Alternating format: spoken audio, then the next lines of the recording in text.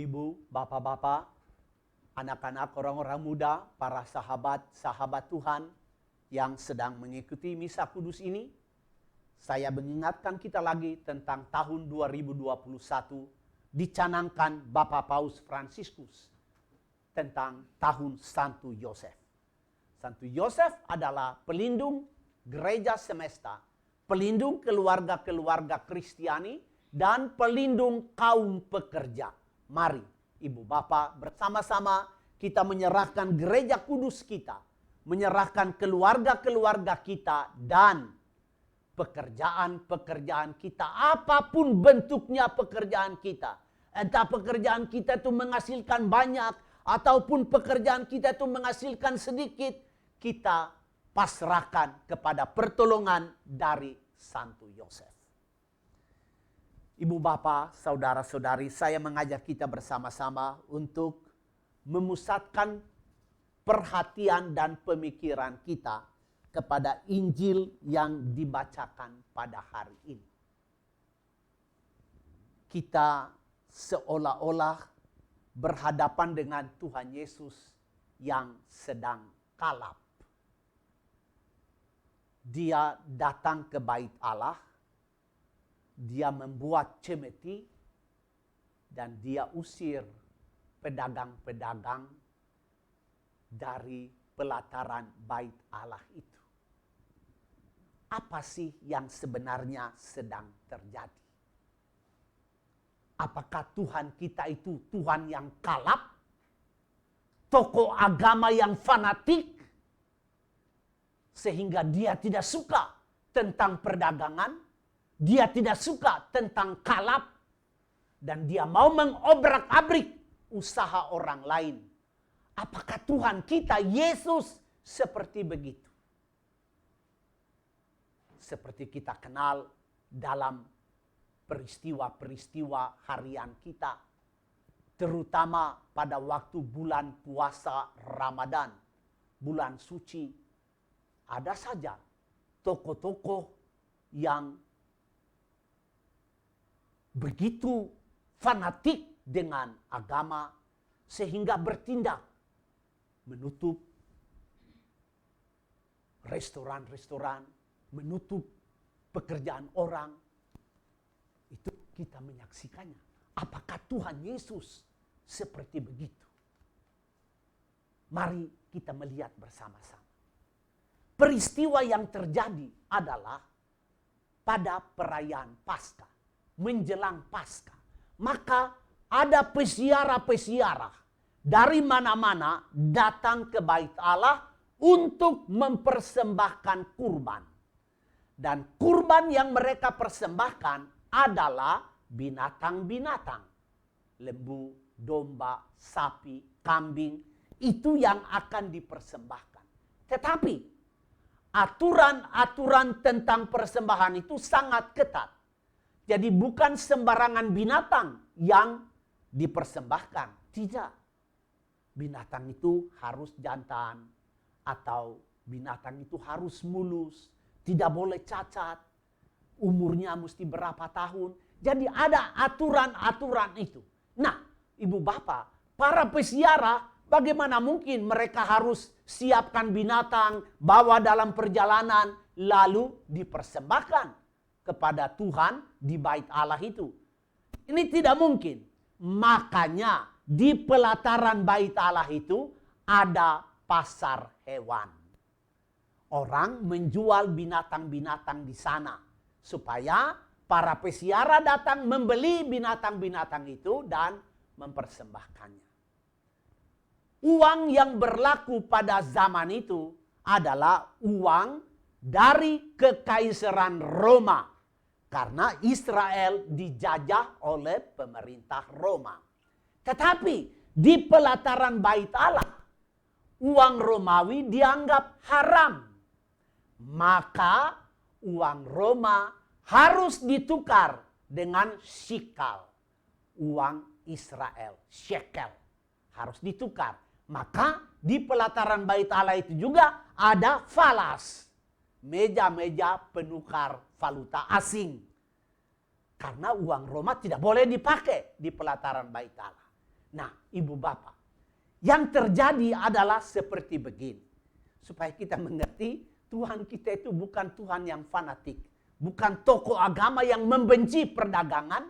Bukan tokoh agama yang mau mengobrak-abrik usaha orang lain. Tidak. Tuhan datang di bait Allah dengan murid-muridnya. Dia juga membawa binatang-binatang. Hewan-hewan. Dia bawa. Dia minta murid-muridnya bawa meja. Dan murid-muridnya akan berperan sebagai penukar-penukar uang. Penjual binatang dan penukar uang. Mereka bawa sendiri. Dan Yesus membuat cemeti. Nah, orang banyak kan di pasaran itu. Di pelataran bait Allah itu bisa dimasuk oleh siapa saja. Walaupun bukan orang Yahudi. Di dalam tempat kudus tidak boleh. Hanya di pelataran boleh dimasuki siapa saja. Maka pasar hewan dan meja-meja penukar itu di pelataran bait Allah itu. Tuhan datang dengan murid-muridnya. Mereka bawa juga binatang-binatang. Dan murid-muridnya juga bawa meja penukar uang. Orang mulai tanya-tanya. Ini guru yang ternama ini. Apakah dia mau bersaing? Apakah dia mau berdagang sapi? Apakah dia mau berdagang merpati? Apakah dia mau berdagang kambing? Bersaing dengan pedagang-pedagang lain? Apakah dia juga mau berdagang falas untuk tukar-menukar uang asing? Mereka pingin tahu apa yang terjadi. Nah, apa yang terjadi? Yesus membuat cemeti dan dia mulai menghardik murid-muridnya. Jangan bikin rumah Bapakku menjadi rumah sarang penyamun. Dia tidak mengobrak-abrik pedagang-pedagang yang ada di sana. Yang dia buat adalah drama. Dia membuat cemeti, menghardik murid-muridnya. Dia mencambuk hewan-hewan yang dia bawa sendiri.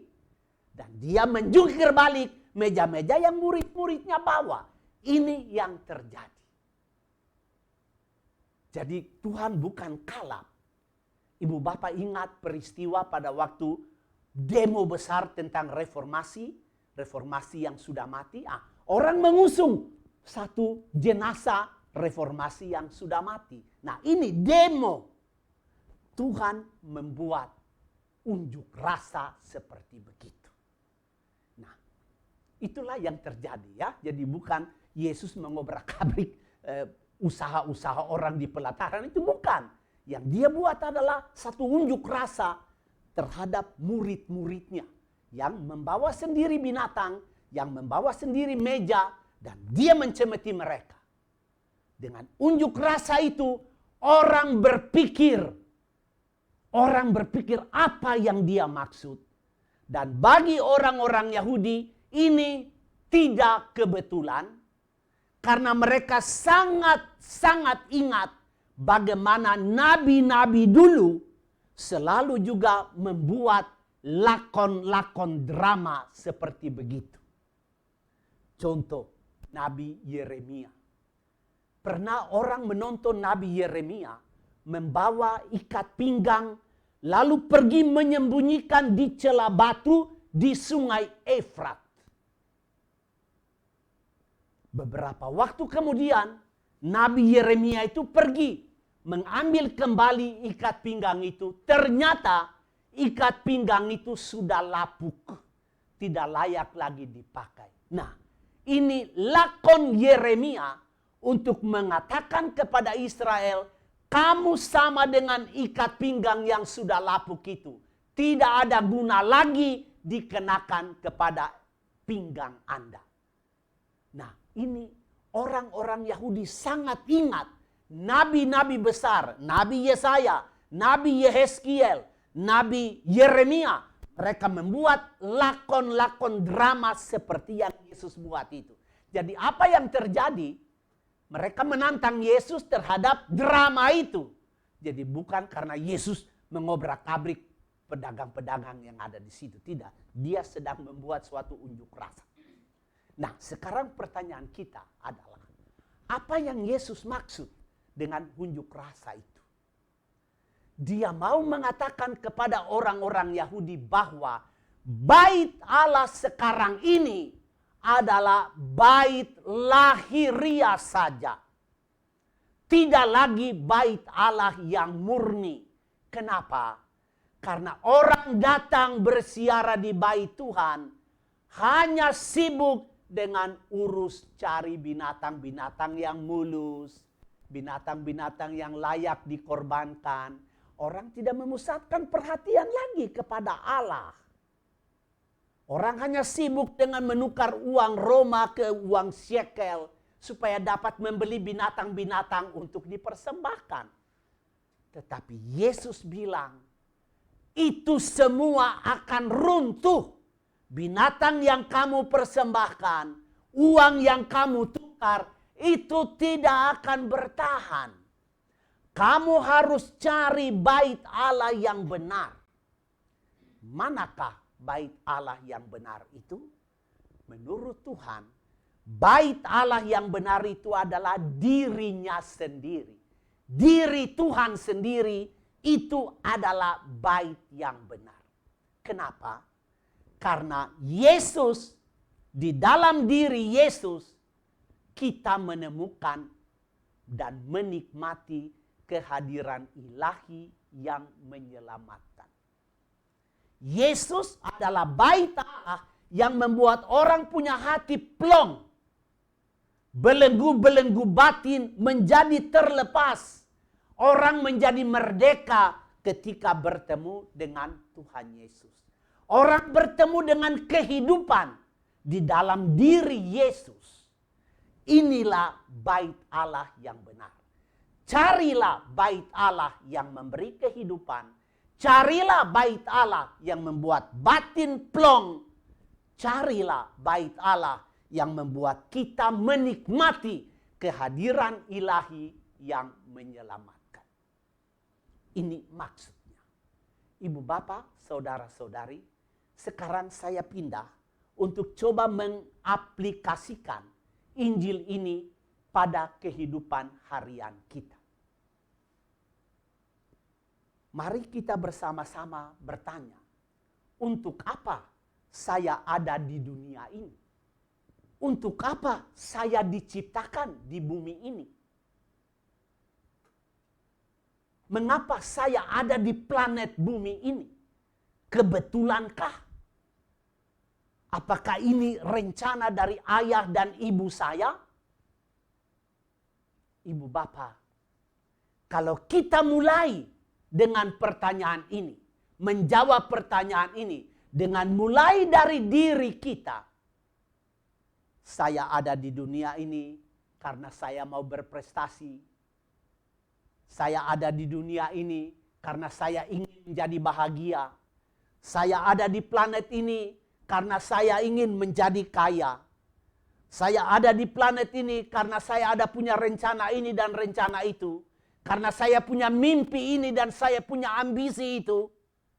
Kalau kita mulai menjawab pertanyaan itu, saya ada di dunia ini dengan berpusat kepada diri, kita tidak bakalan mendapat jawaban apapun.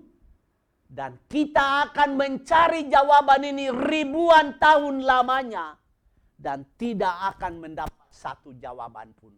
Untuk apa saya ada di planet ini? Seorang filsuf yang ateis, tidak percaya kepada Allah, namanya Bertrand Russell. Dia mengatakan begini, untuk menjawab pertanyaan untuk apa saya ada di bumi ini, tidak akan dapat dijawab selama orang belum memikirkan tentang Allah. Artinya apa? Jawaban mengapa saya ada di bumi ini harus dimulai dari Allah. Berarti kita mesti menyadari bahwa unjuk rasa dari Yesus tadi justru mau membuat kita runtuhkan semua bangunan-bangunan keramat, relung-relung keramat yang kita bangun untuk diri kita itu. Prestasi, kekayaan, kesehatan, kebugaran, nama baik, kekayaan, kebahagiaan, itu harus kita runtuhkan. Karena apa? Dia tidak bertahan. Itu bukan bait Allah. Tapi dalam bacaan pertama, Musa memperingatkan Israel dengan 10 hukum. Dan hukum yang pertama adalah, Akulah Tuhan Allahmu, jangan menyembah Allah yang lain. Nah, ibu bapak, kita di dalam kehidupan kita ini berbuat yang sebaliknya. Kita tidak mulai dari Allah, kita mulai dari diri kita. Prestasi saya, karier saya, kesehatan saya, kekayaan saya, kebahagiaan saya. Ini artinya kita memuja berhala. Berarti kita diciptakan di planet ini untuk memuji, untuk menghormati, dan untuk mengabdi Allah. Kenapa, ibu bapak? Kenapa ini penting sekali? Karena sebelum kita dipikirkan oleh ayah dan ibu kita, Tuhan sudah lebih dulu merencanakan kita. Mazmur 139 ayat 13 bicara begini, Tuhan, Engkaulah yang membuat buah pinggangku, ginjalku. Engkaulah yang menenun aku di dalam rahim ibuku.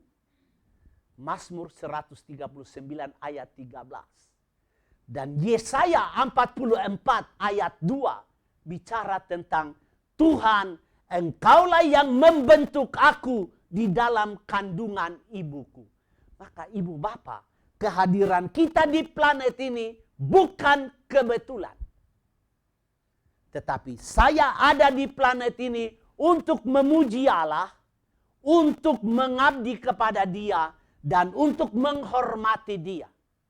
Dan ibu bapak, Kristus membuat unjuk rasa tadi untuk memberitahukan kepada kita bahwa di dalam diri Kristus kita menemukan siapakah saya, dan di dalam diri Kristus kita menemukan tujuan hidup saya. Jadi sebelum kita mendengar Kristus untuk pertama kali, Dia sudah lebih dulu melihat kita dan Dia sudah lebih dulu merencanakan supaya kita mengambil bagian di dalam kemuliaannya. Ini rencana Kristus. Dan rencana itu tertuang di dalam surat Kolose bab 1 ayat 16. Segala sesuatu dijadikan oleh Dia dan untuk Dia. Jadi, ibu bapak, apa yang Yesus buat dalam unjuk rasa tadi, Dia mencemeti jangan membuat bait Tuhan menjadi sarang penyamun, menjadi pasar hewan. Itu Dia mau memberitahu kepada kita bahwa runtuhkan kita punya relung-relung keramat yang kita bangun untuk diri kita. Itu harus kita lepaskan. Kita harus menjadi orang merdeka yang tidak terikat kepada apa yang kita bangun untuk diri kita. Karier kita, kesehatan kita, kekayaan kita, kebahagiaan kita, ketenaran kita, kepandaian kita. Ini semua harus diruntuhkan. Dan ibu bapak, ini yang dimaksud dengan masa berpantang, masa berpuasa. Supaya kita itu meruntuhkan semua yang kita anggap penting. Kita harus runtuhkan itu. Dan kita hanya pakai sejauh Dia membantu kita untuk memuji Allah. Sejauh Dia membantu kita untuk menghormati Allah. Sejauh Dia membantu kita untuk mengabdi kepada Allah. Semua yang kita bangun dengan niat baik. Kalau Dia merintangi jalan kita untuk mencapai tujuan mengabdi Allah, menghormati Allah, dan memuji Allah, kita harus lepaskan. Harus kita lepaskan. Berarti sebagai kesimpulan terakhir dari permenungan ini, kita tidak bisa memilih kesehatan lebih daripada sakit. Tidak.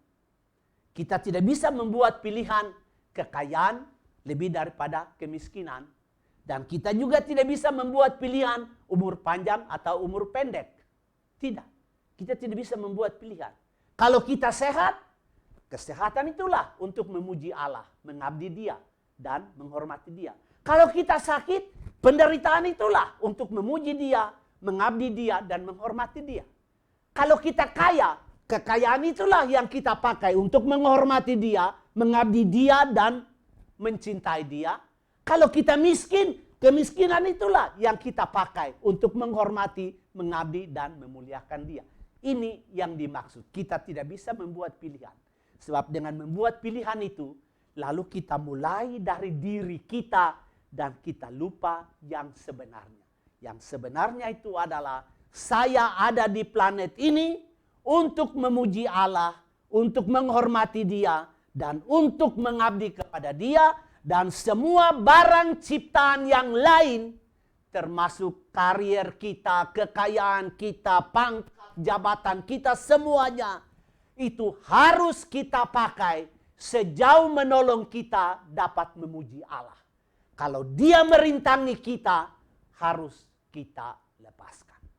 Dan ini namanya askese, namanya mati raga, namanya pantang, namanya puasa yang sejati. Dan inilah latihan kita selama 40 hari ini.